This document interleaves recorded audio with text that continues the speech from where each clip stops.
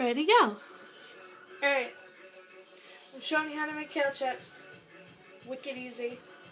Like, no joke, it's wicked fucking easy. So you get kale. You usually get the curly leaf kind, just like this. When you get it, first thing you want to do is you want to wash it. Make sure, like, any dirt that's in there from, like, when it was packaged, whatever, shipped to the store, you can clean that all off. Make sure you dry it, like, really well. You want it completely dry. Use a paper towel. It's the easiest way to do it. Because if you try to use, like, a regular towel, obviously you'll get, like, the towel fibers on it and everything. So what you do once you clean it, dry it off, everything like that, you're going to take it and just break it, like, right off the stem into small chip-sized pieces like this. Just throw them in a bowl. I like these because they're super easy to make, and they're wicked, like, delicious. They're wicked good for you. You can do, like, all sorts of different types of seasoning on them, like, for your taste, obviously, because if you don't like spicy stuff, you don't have to put spicy crap on it. If you want them, like, sweeter, you can find a way to, like, make a sweeter type seasoning. Something like that. So you just keep breaking it up. These small, bite-sized, like, chip-sized pieces.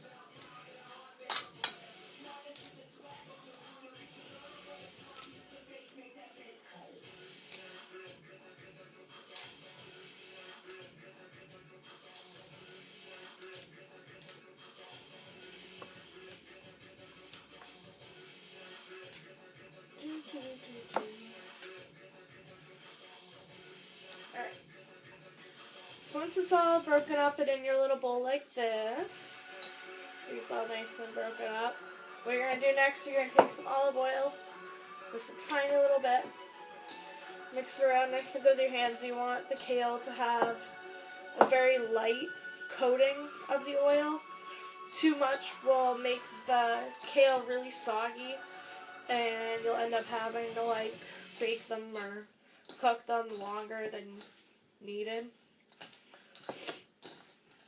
And one of the big things you want to watch out for when you're cooking too is you don't want the kale to burn, so it helps to probably not have a crap ton of olive oil soaked on these puppies. That way if you go and do them in your oven, they're not going to be wicked fucking, like, burnt.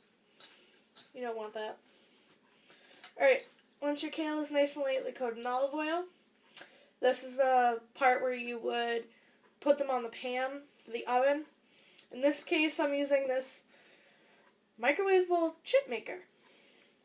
Not quite sure where my mom got it. Not sure how much it is. I'm pretty sure it came from Pampered Chef. So, this is really good. It's got, like, the holes in it. So you just set it down. So I'm doing it this way for convenience at the moment.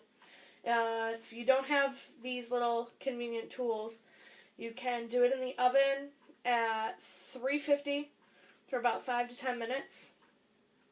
And you want to check the kale as it's baking because you don't want them to burn. As you go to, if you see, like, small pieces on your baking sheet that are, you know, as crispy as you want them already, and you don't want them to burn, but there are other pieces, obviously, that still need some time, take the ones that you, like, have done off the pan. That way, obviously, they don't burn. So I'm just laying these out. And remember, the kale, it looks big now because you ripped it up in those chip-sized pieces, but once you cook it, it really does shrink down. So I kind of just load this puppy up. I don't really worry too much about, like, spacing them and stuff like that. Since they shrink down, it's not really going to matter a whole lot.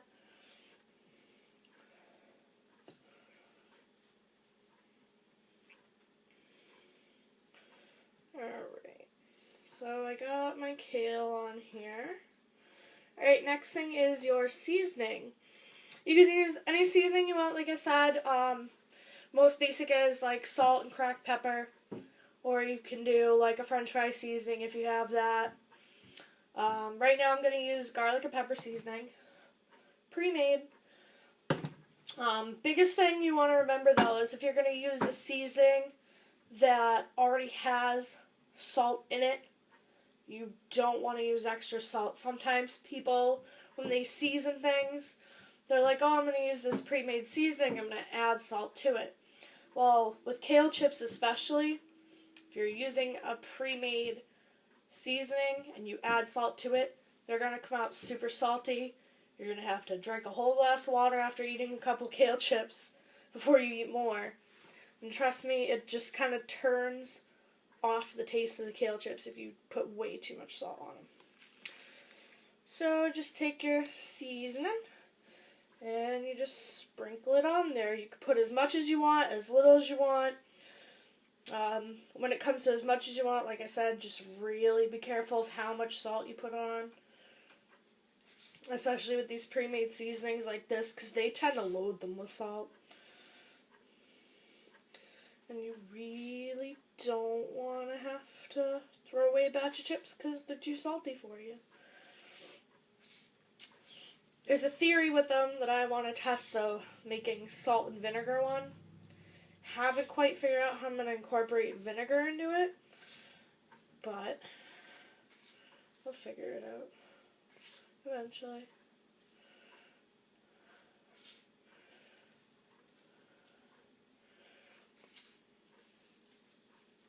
And we're still seasoning because I like seasoning. I like them to be nice and flavorful, so I like to do a crap ton of seasoning on mine. Like I said, do as much as there, as little as you want. Alright.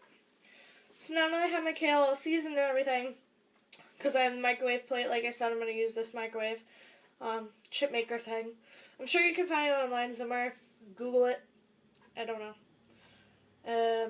With this, what I do is I put them in the microwave for about 2 minutes, 55 seconds, and it's been working pretty good, so that's what I've been accustomed to doing.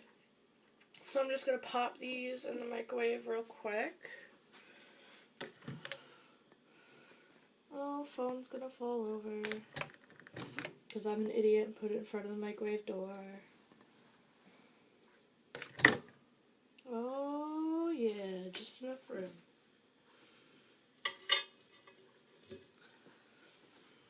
Alright, so 2:55, go.